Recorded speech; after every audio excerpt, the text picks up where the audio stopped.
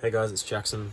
I am here on a Saturday morning. I came around from my girlfriend's place this morning and got on my computer here. The reason that I got on my computer was because a friend of mine is helping me try to get an old project of mine from Unreal Engine 5.2 to 5.4 or beyond to earlier engine versions.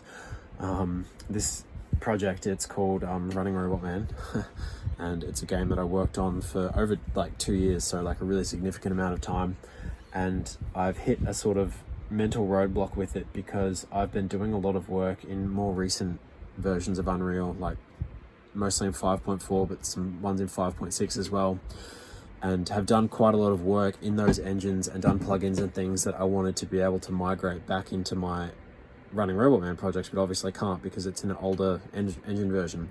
And so for quite a long time, this has actually been really stressful because I've wanted to do more work on that project because I'm extremely passionate about it. I've put 2 years of work into it, and it's probably the biggest thing that I've ever worked on and the thing that I'm like most proud of. And I've felt very stunted with it because I feel like I can't update it with the things that I've recently worked on, and any work that I sort of try to do in it now is sort of like with old outdated systems, and so I can't really even work in the project because it's like I'm just working in systems that are going to be like replaced when I finally do integrate the new stuff into it anyway. It's like I'm doing the same things twice. And so it's been really stressful and really sad, and this is just one of those things that I didn't really like expect or anticipate. And it's just one of those cases where like you live and you learn, I suppose.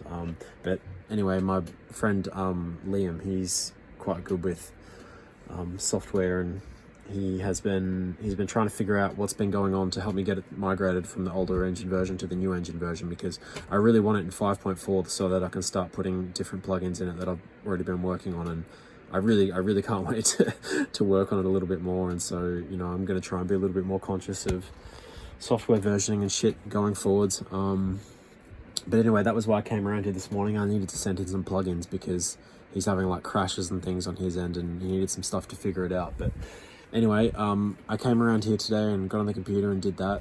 And what I did do actually was I also have been playing around in GitHub, and I've been trying to basically, when I've been trying to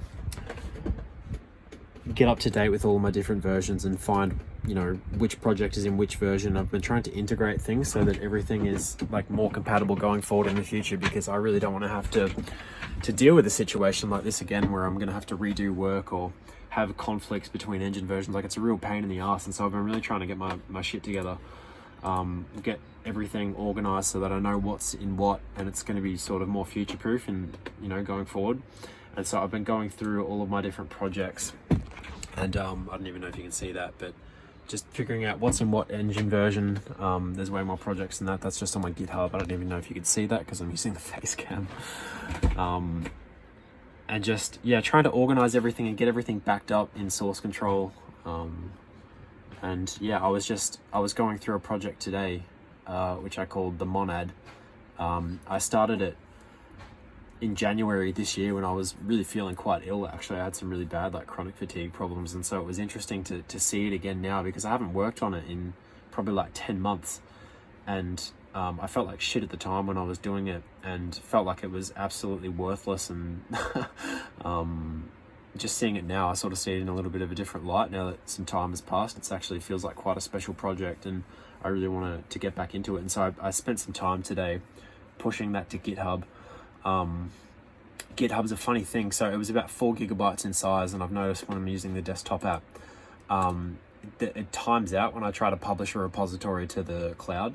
And so I've had to break up my commits into smaller chunks that are less than a gigabyte each, and then push them all one by one to actually get it to upload. And so that's what I spent my time doing today.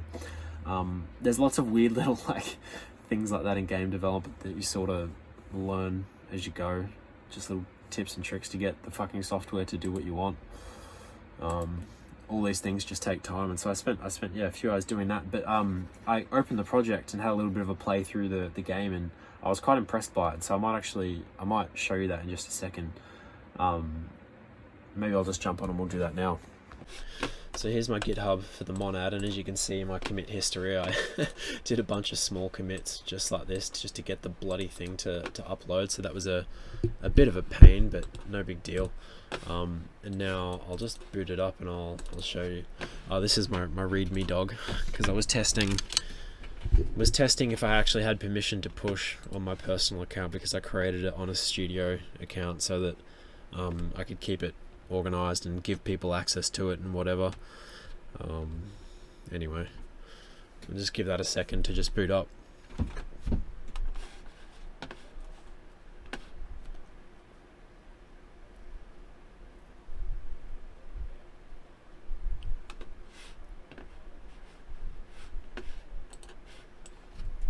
But yeah, this is the monad, and basically it's sort of a dream core kind of game, and it's going to be like a bit of a guided meditation. But basically you spawn in like this. I've got these crazy kaleidoscope transitions, and you spawn into these endlessly generated worlds like this, and you walk through, and if you fall off the edge you respawn at the start. Yeah, and basically you've got to try and get to the end. Yeah, check that out. That's pretty fucked, hey? It looks real ominous when you do it like that. And it generates forever.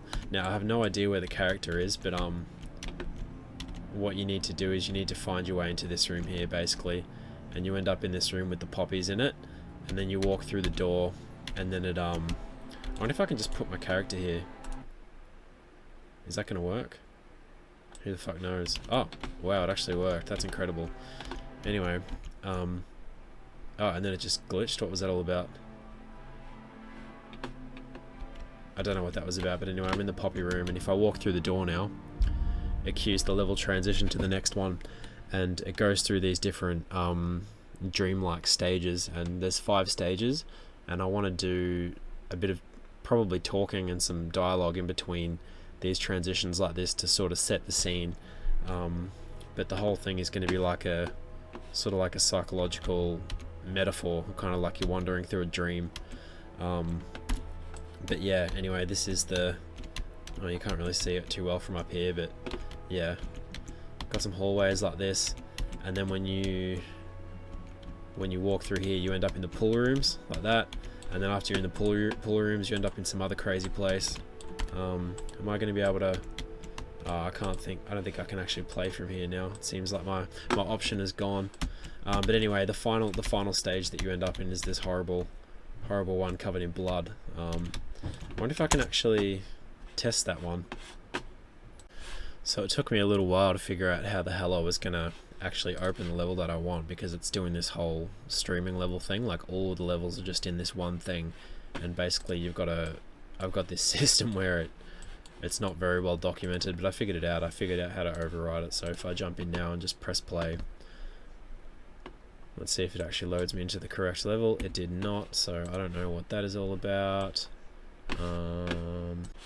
Okay, I found it. So that was for the lighting. What I actually want to do is, if I want to get a custom level, I think I've got to do this one, the Red Sea is what it's called. This is the very last one. Let's see if that actually works this time. Where are we? Yeah, okay, that didn't look like it worked either. Oh, bro. So I just spent like 15 minutes fiddling with my blueprints to try and get it to load the level that I wanted it to load, and I couldn't get the thing to work, and so I've given up. Yeah, it's just like not having good documentation for your stuff. It's like, it's fine when you're in the moment and you're doing it because you remember everything, obviously, but then when you try to come back to it in the future, it could just be something simple like this. Just like I can't remember how my fucking level streaming setup worked, and so I can't get it to generate the world that I wanted to show you without playing through the whole game from start to finish, which is a pain in the ass. So, but anyway, what I did do is find some old footage of the level that I wanted to show you, so I'm just going to edit that in so you can have a look at it. Enjoy.